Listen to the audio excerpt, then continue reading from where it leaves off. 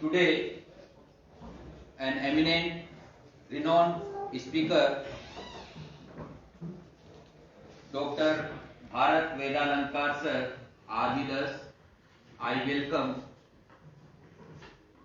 to Dr. Bharat Vedalankar sir.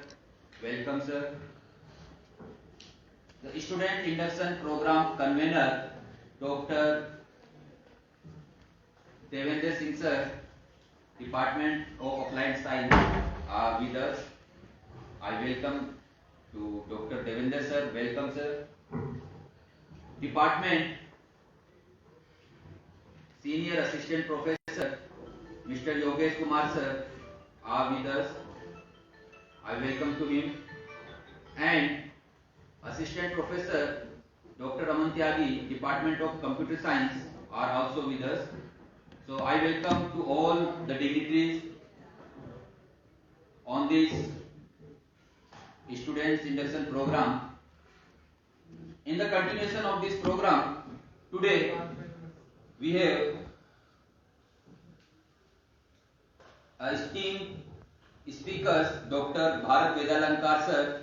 He is an assistant professor in the Department of Philosophy, Gurukul Kangli University.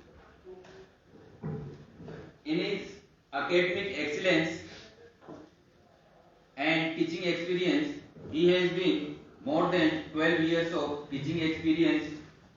He has been published several research papers in different conferences, national and international. He has been participated in several workshops, symposium, conferences. He has been also an unpublished articles in several areas. He has been invited in several institutions for their talk. Sir has been also awarded by the Vice Chancellor, former Vice Chancellor of Gurukul Kangli University, Professor Rup Kishore Shastri sir, and also sir has been awarded in the Gita Mahotsav. Sir has been a large academic achievements, career achievements. Without taking too much time, I invited our speaker, Dr. Bharat Vedalankar sir, for his talk. Please, sir.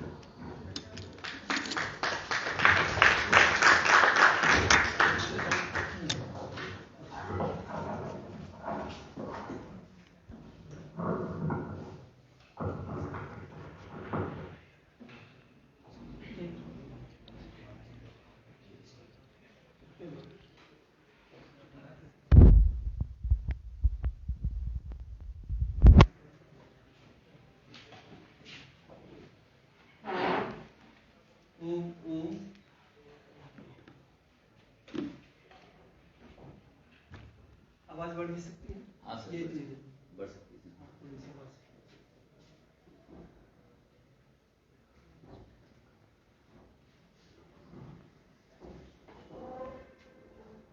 Dharmveer जी सभी का भी जिससे ये जो कार्यक्रम है ये live telecast Facebook पे भी चल रहा है, तो हम चाहते हैं आप सभी का जो संदेश है वो विश्व में जो लोग भी फेसबुक से मेरे जुड़े हुए हैं, बहुत सारे लोग, तो उन लोग तक भी आपका इस कार्यक्रम का मैसेज पहुंचे और उसको सबको मोटिवेशन मिले, इसके लिए जो है ऐसा हमने सोचा है।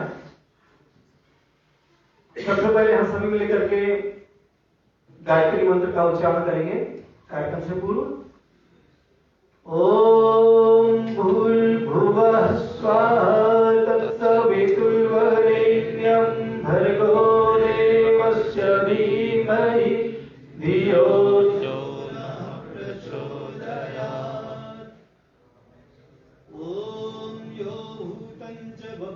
च सर्वं यश्चाधितिष्ठति स्वर्यस्य च केवलम् तस्मै ज्येष्ठाय ब्रह्मणे नमः। तस्मै ज्येष्ठाय ब्रह्मणे नमः। ओम शांति शांति शांति। ये माइक बंद क्यों है?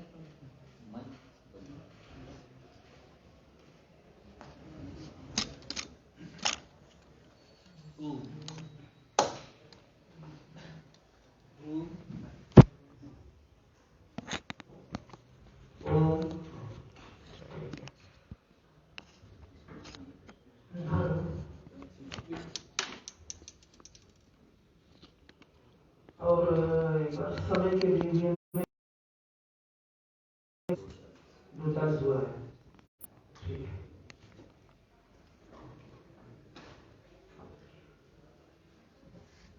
इस प्रेरणा कार्यक्रम में उपस्थित इस कार्यक्रम के अध्यक्ष डॉक्टर जयंत जी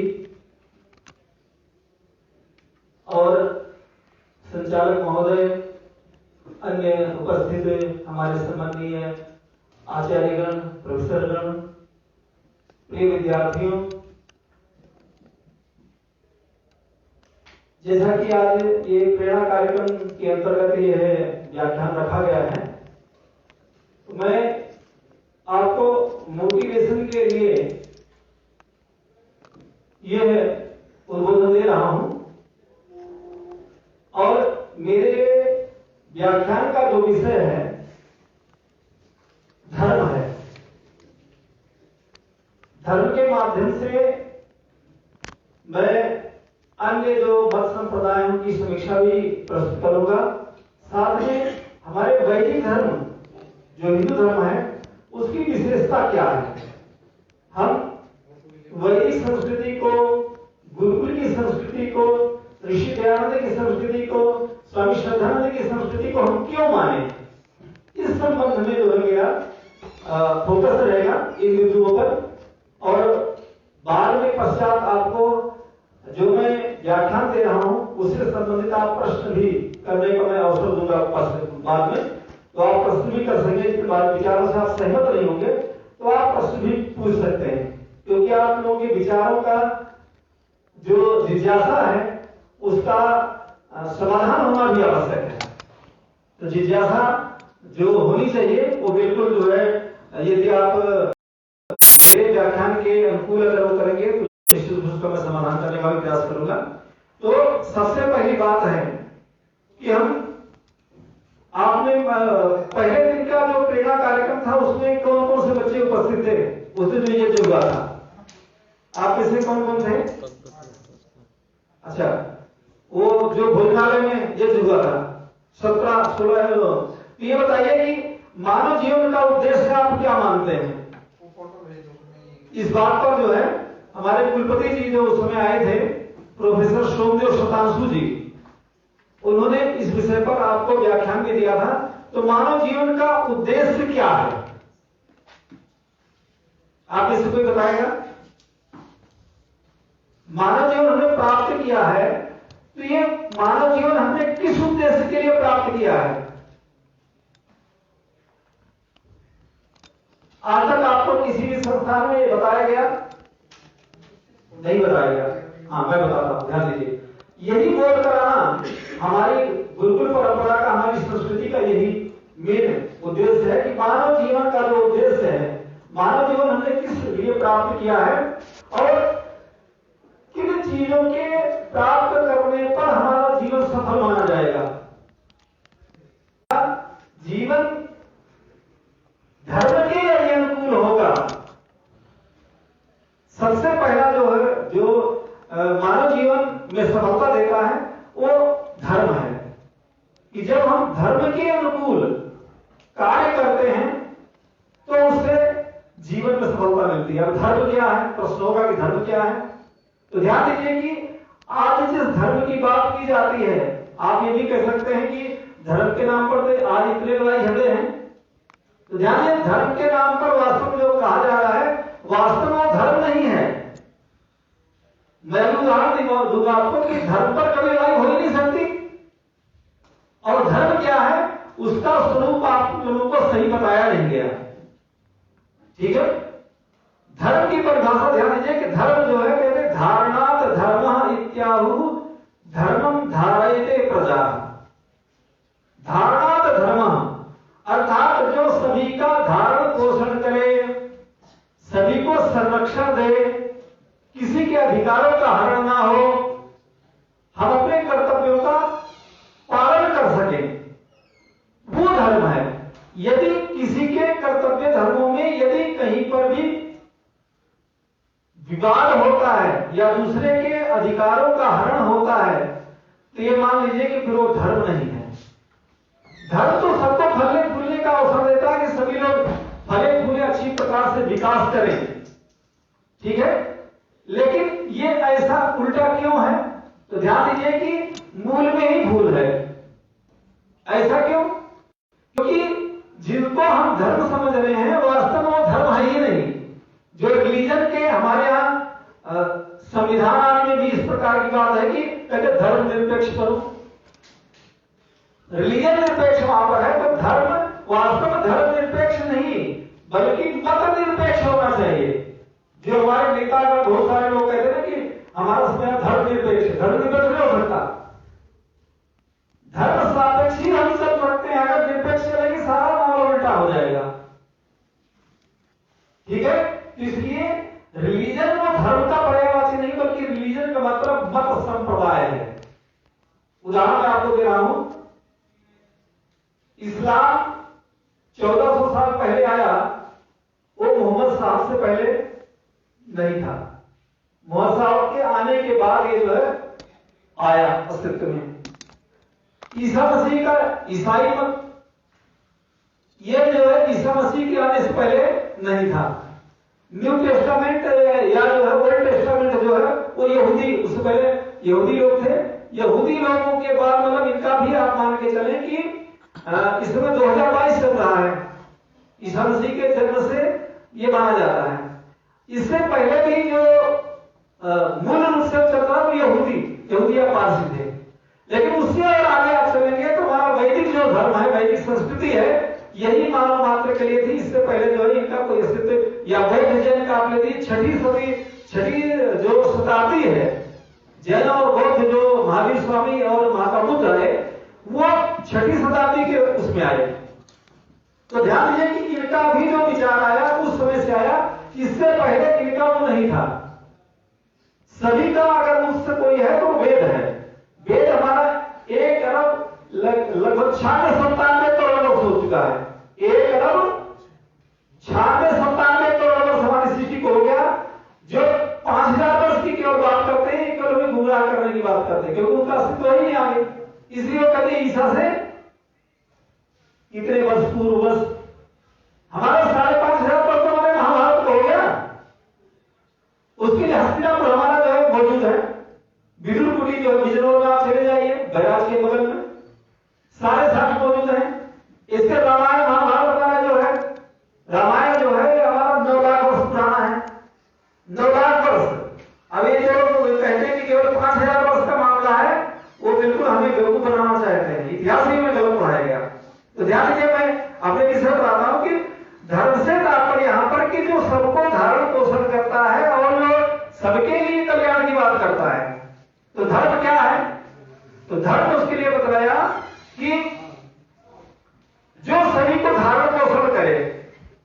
और धारण पोषण करने वाला जो है, देखिए अहिंसा, सत्य, अस्तेय, ब्रह्मचर्य, अपरिग्रह, ये हमारे में पतंजलि का अगर हम अष्टांग योग पढ़ते हैं तो उसमें यम में ये आ रहा है। और सबका मूल अहिंसा है। जिसमें हिंसा होता हो वो कभी धर्म नहीं हो सकता। जहां पर कत्ल करने की बात की जाए, सर उड़ाने की, सर कलश करने की बात की जाए, वो जो है वो मत संप्रदाय है। धर्म तो सबको सके पोषण की बात करता है। अब मैं अहिंसा के आधार पर कर रहा हूं कि अहिंसा के बाद जो है धृति मनुस्मृति मनु महाराज जो हमारे पहले धर्मशास्त्र के प्रणेता हुए मनु महाराज जी, उन्होंने कहा धृति क्षमा दमो अस्तेयम शौचम इंद्रिय निग्रह धीमित्या संत्यम क्रोधो कहते हैं धर्म का ये लक्षण है। अब इसको कब के आप देखिए, किसी भी मत संप्रदाय का क्यों ना हो, धैर्य सबके लिए धर्म का पहला लक्षण है कि हमें धैर्य से रहना चाहिए। कोई भी समस्या है, कोई विपरीत परिस्थिति आती है, तो हम पहले धैर्य से सोचे कि जो बात हमारे सामने परिस्थिति उत्पन्न हो है उसका क्या वो होगा, इसके पीछे रीजन क्या है, ऐसा क्यों हुआ, तो उसको हम जब विचार करेंगे तो उसको पहले आप धैर्य से सोचिए कि जो बात कही गई है वो सही है या नहीं, या किस परिप्रेक्ष्य में कही गई है। तो अगर आप धैर्य से वो करेंगे, धैर्य का पालन करेंगे, तो कभी भी आपको कोई भी गड़बड़ी नहीं होगी। और मनुष्य के लिए, मानव के लिए सबसे पहला ये करके आगे पीछे सोच करके जो कार्य करता है वही वास्तव में मनुष्य है और वही धार्मिक है। किसी भी परिस्थिति में आप एकाएक कोई प्रतिक्रिया न दें, धैर्य से पहले सोचें, उसके बाद प्रतिक्रिया दें, तो कभी भी आपसे गलती नहीं होगी। दूसरा, क्षमा। कहते क्षमा वीरस्य भूषण, कहते क्षमाशील होना चाहिए। यदि किसी से गलती हो गई अनजाने में और वो क्षमा मांगता है कि मेरे से गलती से भूल हो गई, मुझे क्षमा कर दिया जाए, तो उसको आप 1-2 बार जरूर क्षमा करें।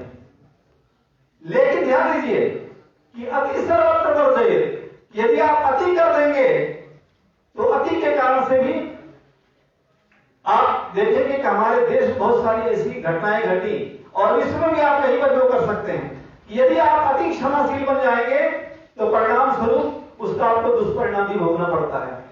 ऐतिहासिक घटना बता रहा हूं, पृथ्वीराज चौहान यदि मोहम्मद गोली को अगर 16 बार न छोड़ते तो संभवतः मुगलों का यहां पर आगमन न होता।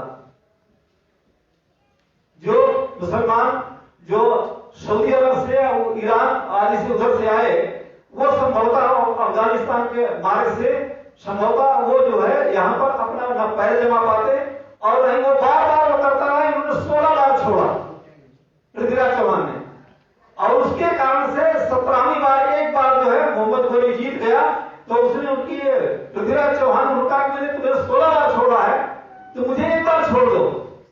लेकिन उस दुष्ट ने छोड़ा नहीं, उसने कहा कि हम जो है हम तो नहीं छोड़ते, और उसने उनकी आंखों में गर्म करवा करके राड डलवा दिया, मतलब उनको अंधा बना दिया।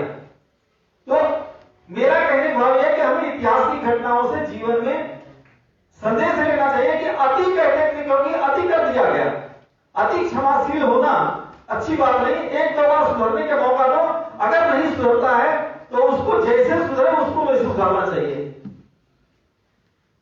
यदि समझाने से समझता है, वैचारिक स्तर पर पहला हमें जो ब्राह्मण का धर्म है वो बौद्धिक है कि बौद्धिक तरीके से हमें किसी भी चीज को समझाने का प्रयास करना चाहिए। पहली बात, अगर समझाने से व्यक्ति जो सतोगुणी होगा तो समझाने से समझ जाएगा। यदि रजोगुणी व्यक्ति है, समझाने से नहीं समझता है, तो उससे दूसरी स्त्री है कि उसको फिर रजोगुणी के अर्थात उसको तो हाथ से समझाओ। अगर हाथ से नहीं समझे तो उसको लात से भी समझाओ।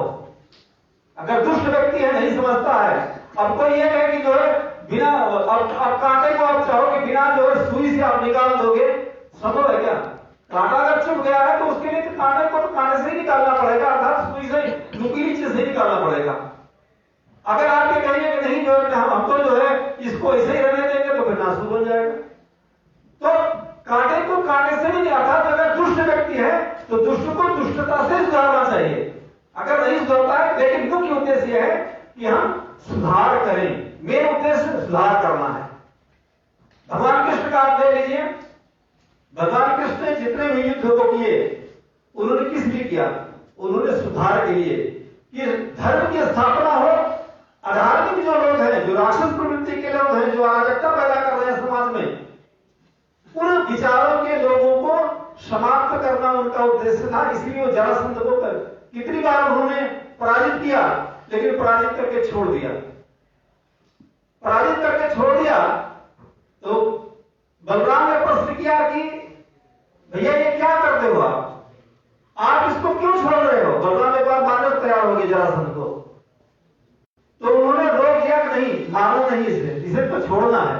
कारण पूछे ऐसा क्यों? बोले कि इसको जो है जब हम यदि मार देंगे तो हमें दुष्टों को ढूंढ करके लाना पड़ेगा। देखकर ध्यान दीजिए, जब तक मैं बोल रहा हूं तब तक ध्यान रखेंगे कि मेरी तरफ आपका जो है कान और आंख मेरी तरफ होना चाहिए। ध्यान दीजिए कि उन्होंने इसलिए ऐसा किया कि यदि हमने जरासंध को मार दिया तो परिणाम यह होगा कि हमें दुष्टों को ढूंढने जाना पड़ेगा, और जब इसको छोड़ देंगे तो ये अपने आप जो है अपनी प्रवृत्ति के लोगों को कुछ इकट्ठा करके फिर ले आएगा। तो ये इकट्ठा करके लाता रहेगा और हम मथुरा में बैठे बैठे ही दुष्टों का संहार करते रहेंगे। हमें कहीं जाने की आवश्यकता नहीं, ये अपने आप जो है लेके आएगा और यहाँ पर इनको जो ठीक करते रहेंगे। और वही किया उन्होंने, बहुत बार वो लेकर के जरासंध, क्योंकि अमृत को उसे वरदान प्राप्त था, उसको कोई मार नहीं सकता था, तो बार बार वो ऐसा करता था। तो जब भी वो लेकर तैयारी करके आता था अपने दुष्ट प्रवृत्ति वाले राजाओं को, तो यहाँ आकर के मथुरा में उसको जो है रण क्षेत्र में यहाँ पर सही कर देते थे। यहाँ तक कि काल यवन को लेकर के आए, जिससे उनका नाम रणछोड़ पड़ा, तो वहां पर क्योंकि काल यवन को भी मारा नहीं जा सकता था, तो उसके लिए उन्होंने वो क्या कि ठीक है, जो है एक कोई ऋषि थे, पहले से राजा थे, उनको जो है ऐसा वरदान प्राप्त था कि उनकी आंखों की रोशनी से, जैसे गांधारी ने अपनी दृष्टि से दुर्योधन को पत्थर जैसा बना दिया था कि उसके शरीर पर जो है जो भी प्रहार होता था उसको कोई असर नहीं करता था, उसी प्रकार से वरदान प्राप्त था काले उनको कि उसे कोई मार नहीं सकता, किसी शस्त्र से मार नहीं सकता। तो उसके लिए फिर उन्होंने, एक राजा थे, उनके द्वारा जो है वो सो रहे थे बहुत सालों से, उनके द्वारा जो वहां लेके गए और वहां पर जो है उनको उसने जो है कालेवन ने लात मारी और वो किया कि तू ढोंग कर रहा है। वो असल में उनके पास एक कपड़ा था, उस कपड़े को उन्होंने उस पर डाल दिया था। परिणाम स्वरूप क्या हुआ कि उसने लात मार करके जगाने का प्रयास किया, तो वो जब जगे तो उनकी दृष्टि से कालेवन जो है बिना शस्त्र के जो है उसका शरीर पूरा हो गया, अर्थात वो जल गया और जल करके वही भस्म हो गया। तो ये किस लिए उन्होंने करवाया? उसके पीछे यही उनका चिंतन था कि दुष्ट को हमें जाने की आवश्यकता नहीं, बल्कि हम यहीं पर इलाज करते रहेंगे। तो उन्होंने धर्म की स्थापना के लिए सब कुछ किया। तो धर्म क्या है? मैं ये बात कर रहा था कि जितने भी अन्य वो हैं वो एक मत संप्रदाय है। किसी अब महात्मा बुद्ध को लेकर, महात्मा बुद्ध से पहले आप बौद्ध आपको मत नहीं मिलेगा। महावीर स्वामी जी से पहले ऋषभदेव की बात करते हैं, चिंतन परंपरा तो वेदों में सब जगह मिलती है, लेकिन मूल उसका एक अभिमान के रूप में महावीर स्वामी से पहले आपको जो है जैनों नहीं मिलेगा, उनका जो संप्रदाय है। ऐसे ईसाई, इस्लाम, ये भी सब, लेकिन जो वैदिक हमारी संस्कृति है, वैदिक जो हमारा धर्म है, ये प्राचीनतम है। तो मैं क्षमाशीलता की बात कर रहा था कि क्षमाशीलता हमें करना चाहिए, लेकिन बार बार नहीं। धृतिक क्षमा, क्षमा में ध्यान दीजिए। एक और मैं बात कहना चाहता हूं समसामयिक, कि आज हमारे देश में 70 सालों तक क्षमाशीलता वाला मामला चलता रहा।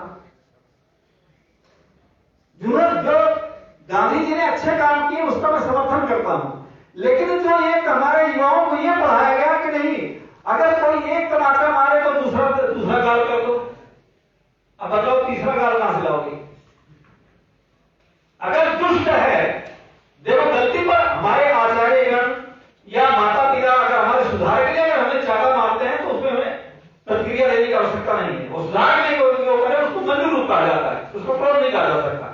लेकिन जो दुष्ट व्यक्ति है और वो जो है आए और कहेंगे मार लो, तो ये जो है अच्छी बात नहीं। अगर दुष्ट व्यक्ति अगर वो करता है तो एक अगर मारे तो उसको हम तो कहते हैं उसको दो मारो। अच्छा व्यक्ति सुधार के लिए अगर हमारा कुछ कर रहा है तो ठीक है, लेकिन अगर अनावश्यक कोई वो करता है तो कभी भी उसको बर्दाश्त नहीं किया जाना चाहिए, बुराई का विरोध होना चाहिए। तो इसलिए अति क्षमाशीलता वाली जो बात आज की अहिंसा की बात की जाती है, अहिंसा की परिभाषा आप सही समझिए। अहिंसा की परिभाषा यह है, जो हमें केवल अहिंसा परमो धर्म सिखाया जाता है ना, वो अधूरा है। महाभारत में इसका इसका दूसरा किया गया कि जो अच्छी चीजों के लिए अगर किसी दुष्ट को मार देना है वो भी अहिंसा कहलाता है। उदाहरण दे रहा हूं, एक सामान्य व्यक्ति अगर किसी को मार देता है तो उसको हम सही नहीं मानते, उसको जेल में डाल देते हैं। लेकिन सेना हमारी कितने आतंकवादियों को मारती है। क्षत्रिय का धर्म ही नहीं दुष्टों का संहार करना, दुष्टों को मारना, परित्राणाय साधूनां विनाशाय च दुष्कृतम्, ये तो जो है उद्देश्य है, क्षत्रिय का कर्तव्य है कि वो दुष्टों का नाश करे। अराजकता पैदा करने वाले जो भी लोग हो समाज में, राष्ट्र में, कहीं पर हो तो उनको जो समाप्त करे। विरोधी अगर देश विरोधी जो भी जो है भारत तेरे टुकड़े होंगे इंशाअल्लाह, इंसा वाले जो है ना, उनको जो है बिल्कुल ठिकाने कर देना चाहिए। पता नहीं क्या नीति लोगों ने बना रखी, देश विरोध जो भी काम करेगा उसको ठूस के जो है सही करके, मैं तो कहता हूं उनको उड़ा भी देना चाहिए। उनसे सही जानकारी लेकर के, उनके चमचों को पता करके ना, उसके बाद उनको सही ठिकाने कर देना चाहिए। तो इसलिए अति जो है कि अगर चाहे क्षमाशीलता हो, अहिंसा हो, अगर अति आप करेंगे तो अहिंसा की परिभाषा यह है कि अगर एक दुष्ट व्यक्ति के मार देने से यदि बहुत सारे लोगों का अगर जान बच सकता है तो उस एक दुष्ट को मार देना भी अहिंसा है, क्योंकि बहुत सारे लोगों को परेशान करके रख रखा उसने। अब ये बतलाइए कि जब जिस कुत्ते को पालते हैं, कुत्ता यदि पागल हो जाए तो ये बताइए उसको हम रखते हैं या उसको गोली मरवा देते हैं? पागल कुत्ते का इलाज वही है कि उसको जो है मार करके खत्म कर दो, क्योंकि वो लोगों के लिए घातक बन गया, जो अच्छा था वो बुरा बन गया। तो ऐसी बातें भी होती कि समय और परिस्थिति के अनुसार यदि व्यक्ति जो समाज के लिए घातक बन जाए, अराजकता पैदा करने लगे, लोगों का जान लेने के लिए जो उतारू हो जाए, तो ऐसे व्यक्ति के लिए कहा गया है कि उस व्यक्ति को मार देना ही, उसको पागल घोषित कर देते हैं, या जो है पागलों को जो है या तो जेल खाना, पागल खाना, या उनको जो है ठोक करके सही। इंडियन फिल्म देखा होगा तुम लोगों ने, इंडियन फिल्म देखा है ना? इंडियन फिल्म में जैसे सन्नी देओल ने जो एक आतंकवादी को पकड़ रखा था, वो कहता मैं जेल में रहकर के जो चाहूं वो कर सकता हूं। उन्होंने कहा ठीक है, करके तू दिखाना। एक बार उसने जो है उसके सनी देओल के साथी को, पुलिस अधिकारी को मार करके उसकी जेब में जो पर्ची डाल दी, और उसके बाद जो है उसने जो है अपने आदमी पहले से फिट कर रखे थे, और वहां पर जाकर के जैसे चिकित्सालय में हो गया तो उसको जो उसके पर्ची निकाल करके जो उसने योजना बनाई थी उसको क्रियान्वित कर दिया। अब उसने भी सन्नी देओल को ये कैसे हुआ, तो उसने भी अपना जो है जासूस फिट किया, और उसने कहा कि अब की बार जो है होने दो, अब की बार जो है अब हम जो है इसका वो करते हैं, और किया उसने यार बढ़िया तरीके से। तो जो समाज के लिए या राष्ट्र के लिए अगर घातक बनता है, वो कोई भी व्यक्ति हो, मैं किसी मत संप्रदाय की बात नहीं कर रहा हूं, देश विरोधी कोई भी यदि काम करता हो, किसी भी मत संप्रदाय का हो, तो उसको जो है देश में ठोकना ठीक है, उसको ठोक के ठीक कर देना चाहिए, उसका होश जो है, उसकी बुद्धि ठीक हो जाए, वही ठीक है। तो धर्म जो है हमारा कहता है कि जिससे सबका मूल उद्देश्य है कि सभी का संरक्षण हो, सभी का जिसमें हित है वो कार्य होना चाहिए, और वो अहिंसा है। तो मारना भी, दुष्ट को मारना भी अहिंसा है। आप जो दुष्टों को यदि छोड़ देंगे तो वो देश को बर्बाद करके इसको जो है सही रहने देंगे क्या? तो अराजक जो तत्व हैं जो समाज में विकृति पैदा करते हो, उनको ठीक करना भी ठीक है, वो अहिंसा है। तो क्षमाशीलता जो है, ऐसे ही महाराणा प्रताप ने जो है अकबर को 3 बार जो है छोड़ा था। अकबर को 3 बार उन्होंने छोड़ दिया, नहीं चाहते तो वहीं मसल के रख देते, लेकिन उन्होंने छोड़ करके अतिवादिता में महाराणा प्रताप ने भी बहुत बड़ी गलती की, और जिसके कारण से राजस्थान के क्षेत्र में सजवा मुगल जो साम्राज्य जो बढ़ा, उनके छोड़ने के कारण, यदि नहीं पहली बार ही वो भी जो है सही कर देते ना, तो संभवतः जो मुगलों का साम्राज्य बढ़ा और सारी सब उन्होंने मिला करके तोड़ करके जो किए, वो जो है संभवतः ना होता। तो मेरा यहाँ पर कहना यह है कि हम इतिहास से शिक्षा लें। अतिवाद जो चीज होता है वो हमारे अति सर्वत्र वर्जित कहा गया है कि अति हम किसी भी, इसलिए जो है अति आप भोजन करते हैं तो अति भोजन करना भी हमारे स्वास्थ्य के हितकर हो जाता है।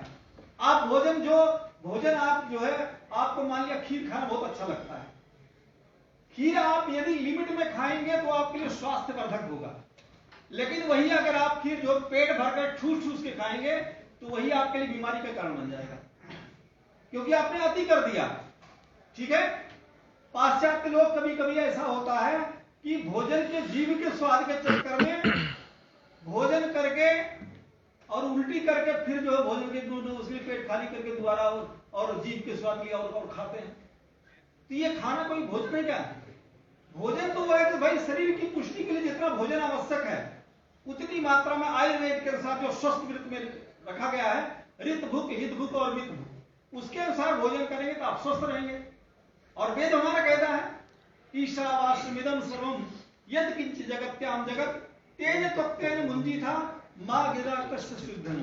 कहते तेन त्वक्तेन मुंजी था, परमात्मा ने जो कुछ हमें दिया है वो उसने त्याग करके दिया है। तो हम लोग भी अपने उपयोग के साथ में इसका भी ध्यान रखें कि हम अति में ना जाएं। लोगों के लिए भी जो भी हमारे पास है वो लोक कल्याण के लिए, अपने लिए भी हो, परिवार के लिए भी हो, समाज के राष्ट्र के लिए भी हो।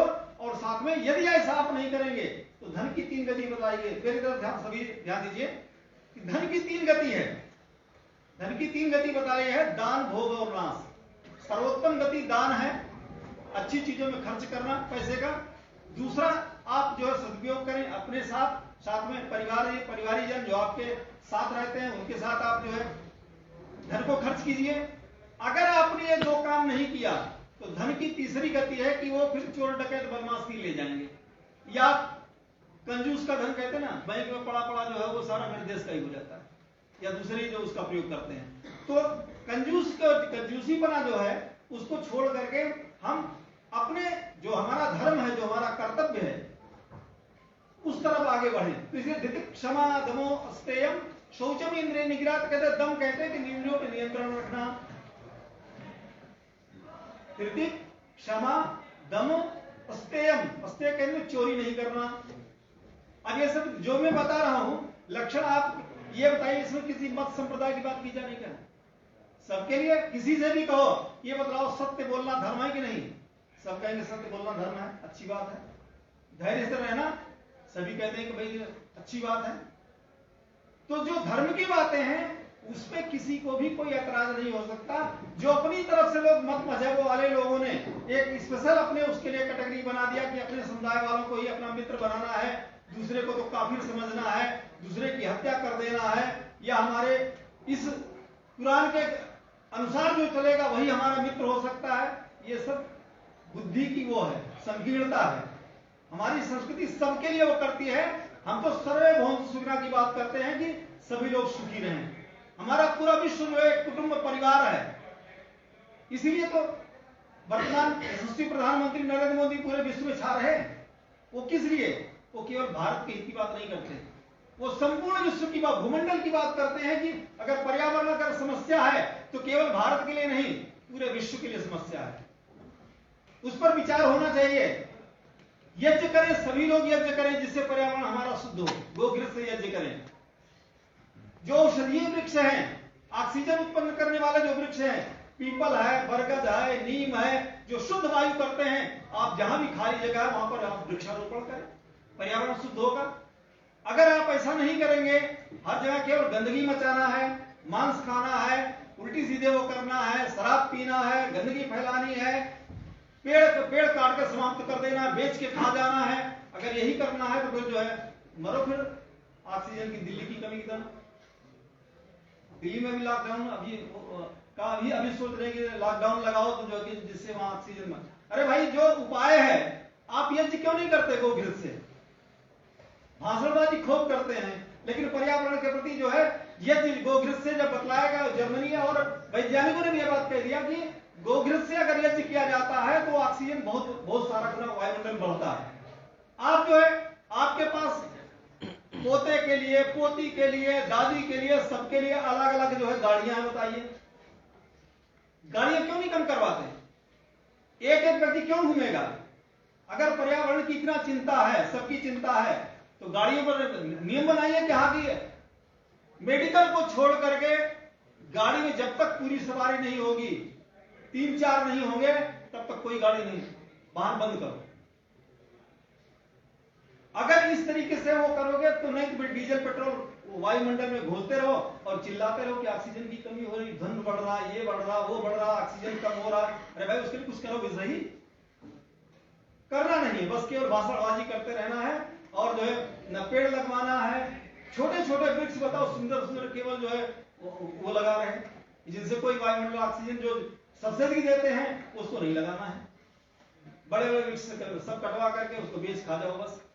तो इस तरीके की जो चिंतन धारा है उसको हमें रोक लगाना पड़ेगा। तो मैं ये कह रहा था कि जो धृति क्षमा दमो स्तेयम कहते चोरी नहीं करना,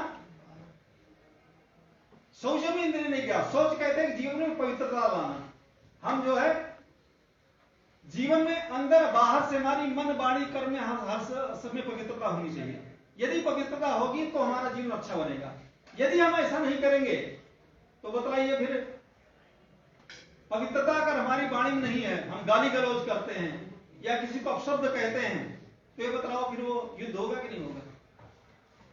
वेद तो हमारा संदेश देता है कि वाचस, जो हमने यज्ञ करते हैं ना, वाचस पतिर्वाचम न सदतु, कि हे वाणियों के पति परमपिता परमात्मा, आप हम सबकी वाणियों को शुद्ध पवित्र कर दीजिए। स्वदतु, स्वादिष्ट वाणी बोलने वाले हम लोग बने, मधुर वाणी बोलने वाले बने, एक दूसरे के लिए हितकारी वाणी बोलने वाले बने। यदि हम ऐसा करेंगे तभी हमारा समाज, हमारा राष्ट्र, हमारा गुरुकुल, आपका बीटेक, ये जो आप लोग यहां पर हैं, ये सब सारा तब जो है सही होगा कि जब हम इस पर ध्यान देंगे। ठीक है? तो इसलिए हमें ध्यान देने की आवश्यकता है कि हम जो वाणी बोले वो सोच समझ करके बोले कि जो मैं वाणी बोल रहा हूं उसका प्रभाव क्या होगा। वाणी के प्रभाव से ही, वाणी एक ऐसी चीज है तो बहुत छोटी सी और बहुत मुलायम है, लेकिन जब बोल देती है किसी को लगने वाली बात तो जिंदगी भर व्यक्ति मिलाकर रह जाता है कि नहीं? अच्छी बात बोलो तो सब अपने हो जाते हैं, पूरी दुनिया को आप जो है अपना बना लेते हैं। और यदि कड़वी वाणी बोलते हैं, उल्टी सीधी वाणी बोलते हैं, लगने वाली वाणी बोलते हैं, तो अपने भी पराये हो जाते हैं। तो परिवार हमारा स्वर्ग कैसे बनेगा? हमारे शिक्षण स्वर्ग कैसे बनेंगे? जब हम इसका पालन करेंगे जीवन में। हम जो भी बात बोलते हैं आपस में, तुम लोग रहते हो, यहां पर रहना है, मित्र बन करके रहना है, तो एक दूसरे की हम ऐसी कोई बात न बोले किसी को चुभे। हम सबके लिए कल्याणकारी हितकर वाणी बोले, केवल अपने स्वार्थ के लिए ना, बल्कि जो है ऐसी बात बोले कि जो सबके लिए कल्याणकारी हो। अपने स्वार्थ को नंबर 2 पे रखिए। अगर ऐसा करेंगे तो जीवन, हमारा समाज अच्छा बनेगा। तो इसलिए धृति क्षमा दमो स्तेयम शौचम इंद्रिय निग्रह कहते हैं, इसके हम जितेंद्रिय बने, हम भोग विलासी न बने, बल्कि हम जो है संयमी बने। हमारी दृष्टि हो तो शुभ दृष्टि हो, हम बोले तो अच्छी वाणी बोले। ऐसे कहते ना भाई उसकी नजर अच्छी नहीं लगती है, मतलब क्या है? उसकी दृष्टि अच्छी नहीं है। जब किसी को आप क्रोध की दृष्टि से देखते हैं या किसी चीज को ललचाई दृष्टि से देखते हैं तो दृष्टि दोष आ जाता है। लेकिन जब कल्याणकारी दृष्टि से, प्रेम से आप देखते हैं, सभी के हित की बात करते हैं, तो सब आपके अपने हो जाते हैं। तो इसलिए शौचम इंद्रिय निग्रह, इसके बाद बताया कि धी विद्या कहते हैं कि जो हम ऐसे काम करें, ऐसे परिश्रम करें जिससे हमारी बुद्धि बढ़े। क्योंकि विवेक जो है जब बढ़ता है तो उससे कहते हैं कि हमें यथार्थ ज्ञान प्राप्त होता है।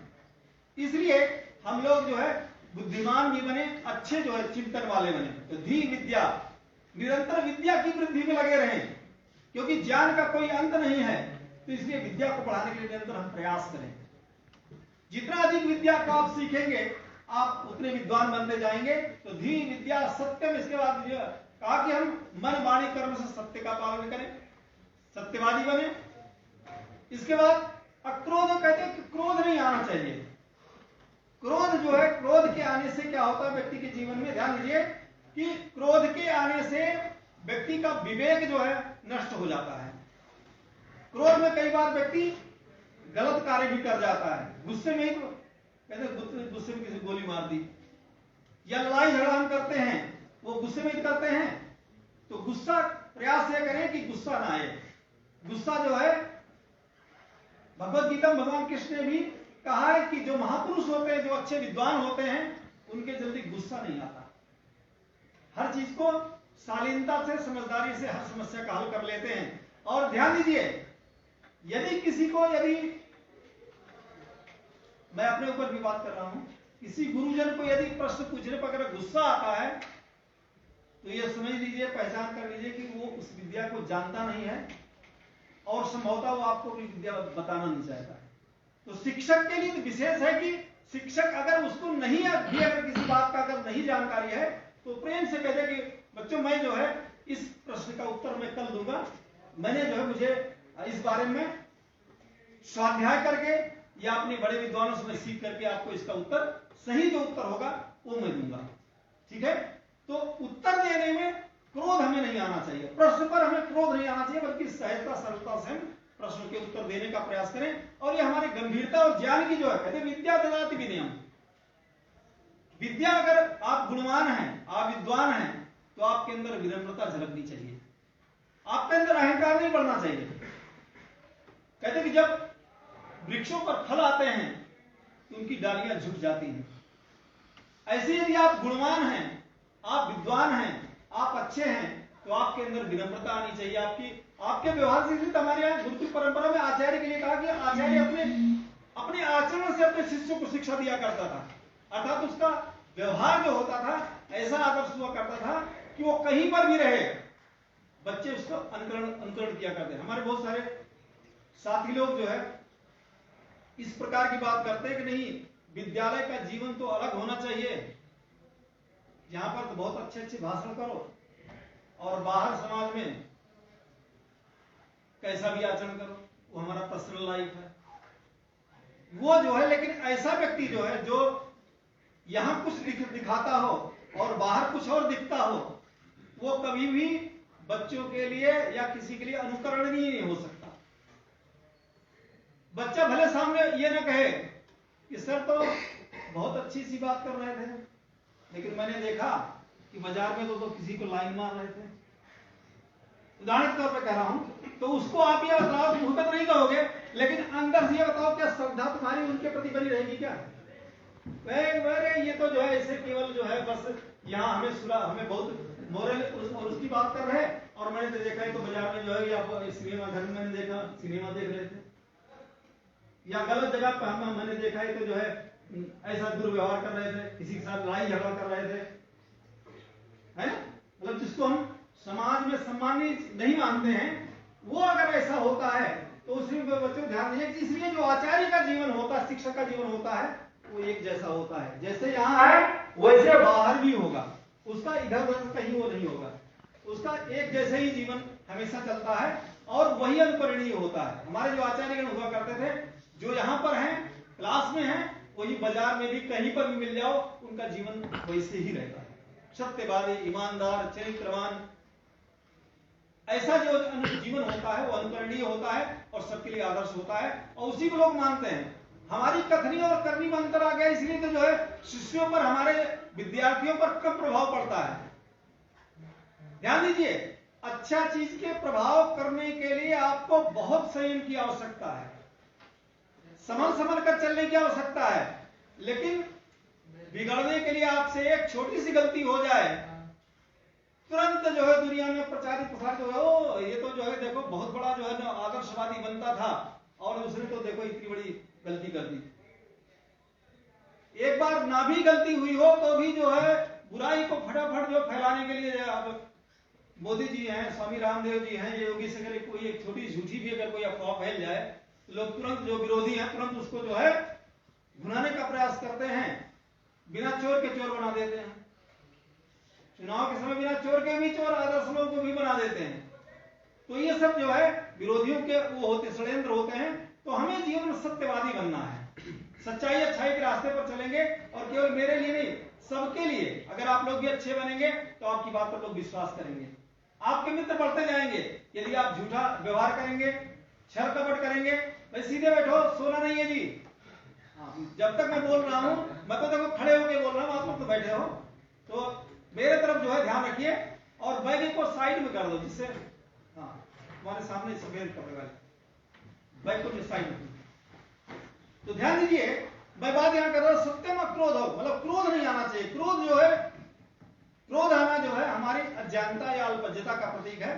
तो क्रोध ना आए, तो सत्यम अक्रोधो 10 धर्म लक्षण में ध्यान दिए कि ये 10 के धर्म लक्षण है, जो धर्म के 10 लक्षण मनु महाराज ने बताए। इस पे किसी भी ये बताइए मत संप्रदाय किसी की कोई छाप है क्या? और जितने भी मत बने हैं मत मजहब वाले, वो सब इन्हीं शब्दों को लेकर के। अब ये पंच जो हमारा जैन या बौद्ध मत है, वो पंच अहिंसा उनका मूल आधार है कि नहीं? अहिंसा कहां से? महर्षि पतंजलि की। और हमारे जो अहिंसा जो हमारे यहाँ पर यम जो महर्षि पतंजलि का है, उसमें यम में पहला आया कि अहिंसा, सत्य, स्तेय, ब्रह्मचर्य, अपरिग्रह 5 यम कहलाते हैं। अब इनमें सबसे पहली उसकी चीज को जो है आप जो लेकर के अपने आपने एक मत संप्रदाय खड़ा कर दिया। तो ये बतलाइए कि मूल तो हमारे यहाँ पहले है। पतंजलि जो है हमारे शास्त्रों के जो दर्शन के ज्ञाता हैं, भारतीय दर्शन के, वो जो है पहले हैं। ये तो मत बाद में आए, महाभारत के बाद आए, और जबकि महर्षि पतंजलि आदि बहुत पुराने हैं। तो वहीं की चीज लेकर के लोग नया, अब प्रेम के पुजारी जो ईसा मसीह को कहते थे, वो तो प्रेम के पुजारी थे। अब वो प्रेम के अगर पुजारी थे तो ध्यान दीजिए कि हमारे देशभक्तों को सूली पे चढ़ा दिया, या जलियांवाले बाग में जो है पूरी गोली जो कितने छर्रे जो ये कौन सी तुम्हारी प्रेम का जो प्रेम की कथा है? हम ईसा मसीह में प्रश्न नहीं उठा रहे। और रोज जो है हमारे जो है चाइना जो है भारत से जो करने के लिए जो है हड़पने के लिए वो करने के लिए रोज षड्यंत्र करता रहता। बताओ क्या कहाँ का महावीर स्वामी हमारे जो महात्मा बुद्ध जी का जो संदेश है वो कहाँ मान रहा है? तो सही जो संदेश है उस महापुरुषों पर हम कोई प्रश्न उठा रहे। महापुरुष बहुत हमारे उत्तम थे, लेकिन मानने वालों ने भूलाई, मानने वालों ने सब गड़बड़ किया। तो इसलिए हम जो है इन सब चीजों को समझते हुए, दूसरी बात में एक बात और धर्म पे कहना चाहता हूं कि अब ये बताओ कि जो मैंने बात कही धर्म के जो 11 लक्षण बताए, इन पे किसी भी उसका मत मजहब का सबके लिए सर्वमान्य है कि नहीं सर्वमान्य? या किसी को ऐतराज है कि जो आप कह रहे हैं सही नहीं है? सभी को मान्य है ना। यहां पर किसी भी मत मजहब की बात नहीं की जा रही, ये सबके लिए अनिवार्य है। तो इसको धर्म कहते हैं। जो सब पर जो है लागू हो वो धर्म है। और जो कुछ पर्सनल विशेष किसी मत संप्रदाय से लेकर के जो है लड़ाई है, तो इनके मानने पर कभी लड़ाई झगड़ा नहीं हो सकता। तो वास्तविक धर्म यही है।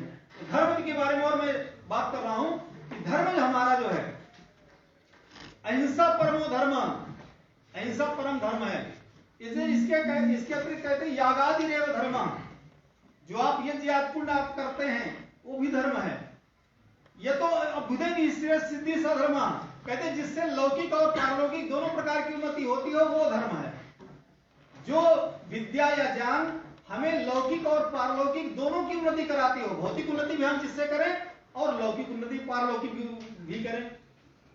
भौतिक उन्नति भी हो, आध्यात्मिक उन्नति भी हो, जिस विद्या से वो धर्म है।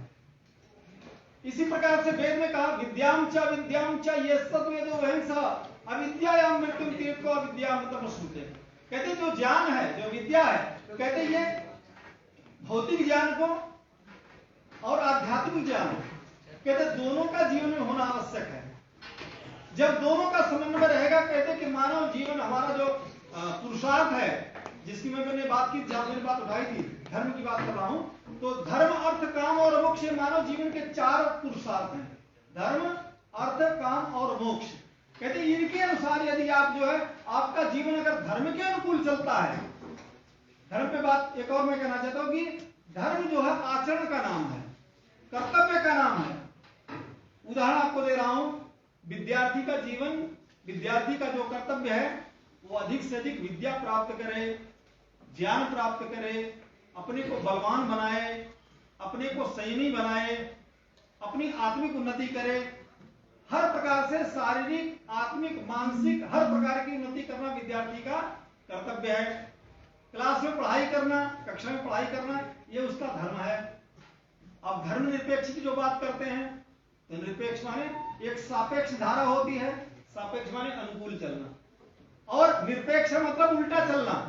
अब ये बतलाइए कि धर्म निरपेक्ष यदि हम बन जाएंगे तो उस स्थिति में विद्यार्थी को भी पढ़ाई नहीं करना चाहिए। विद्यार्थी ना पढ़ाई करे तो धर्म निरपेक्ष है।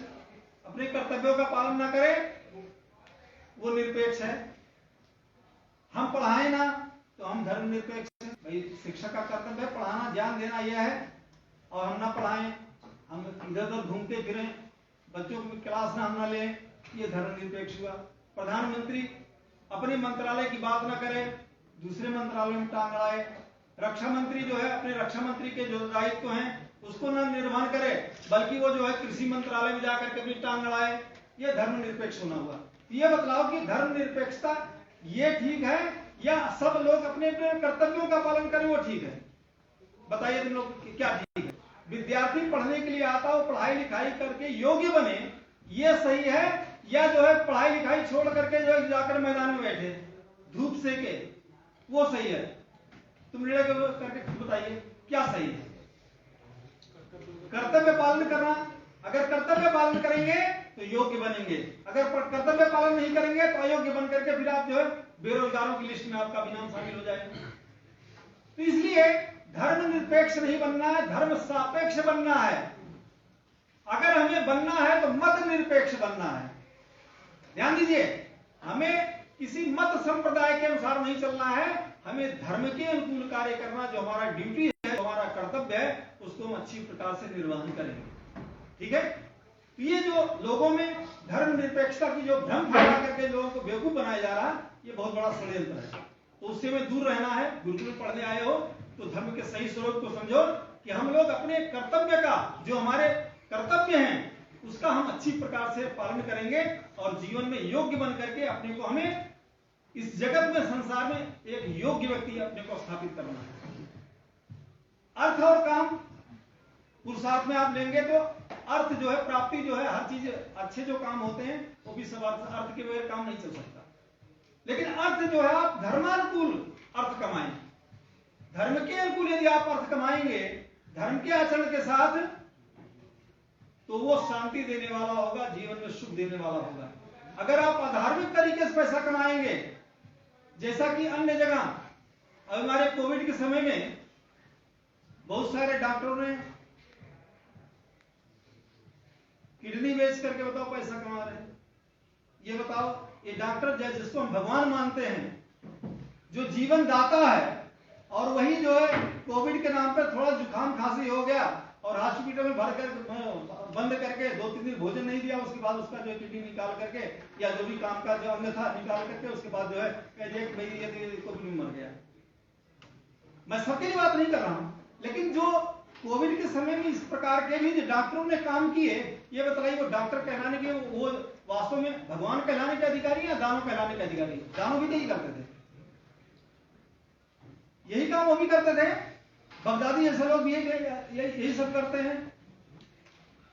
या जो उल्टे रास्ते जो लोग चलने वाले, जो दानव प्रवृत्ति के लोग हैं, वो सभी यही करते हैं। तो उसको छोड़ करके जो वास्तव में जो डॉक्टर के दायित्व हैं, अगर जिन्होंने उसका पालन किया वो हमारे लिए पूज्य हैं, सम्माननीय है। लेकिन जिन लोगों ने इस प्रकार का वो किया, या किसी बच्चा किडनैप कर लो और उसके बाद 5 करोड़ रुपया दो तो तुम्हारा बच्चा लौटाएंगे, नहीं दोगे तो मार दूंगा।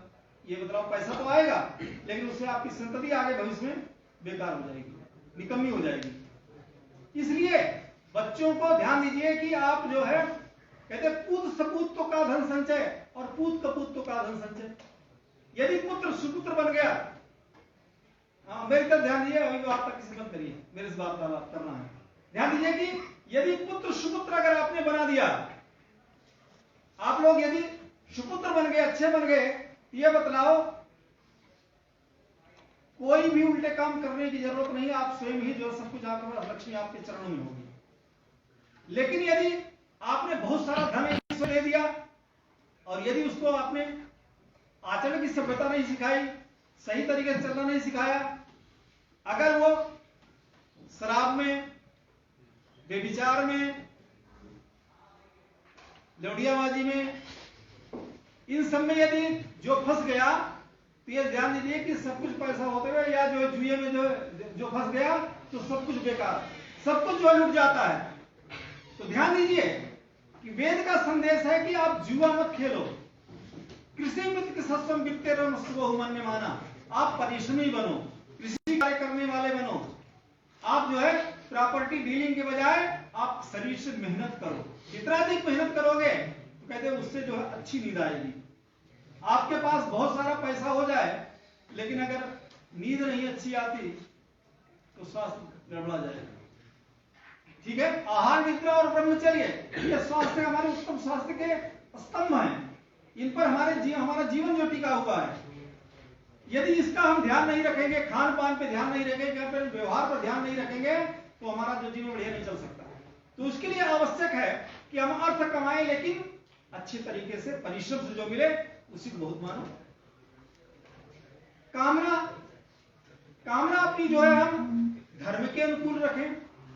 ये नहीं कि अगर मैं बड़ा भाई हूं तो अपने छोटे भाई का हिस्सा भी डकार जाऊं, या उसको जो है उसके हिस्से की भी चीज जो है मैं उसका अधिकार ले लेता हूं। कई लोग क्या होता है, दो भाई हैं, एक बहुत तेज है, एक जो कम तेज है, तो दूसरे की जमीन पे भी जो है लोन ले लिया। बताओ, मतलब दूसरे की जमीन पे भी लोन ले लिया दूसरे भाई की। ये बताओ, ऐसा भाई जो है उसका प्रेम कब तक चलेगा? भाई भाई का कौरव वाला महाभारत हो जाएगा जब उसको सच्चाई जानकारी होगी। तो इसलिए जो है ऐसी चीजें धर्म के अंतर्गत नहीं आती, ये सब अधर्म है।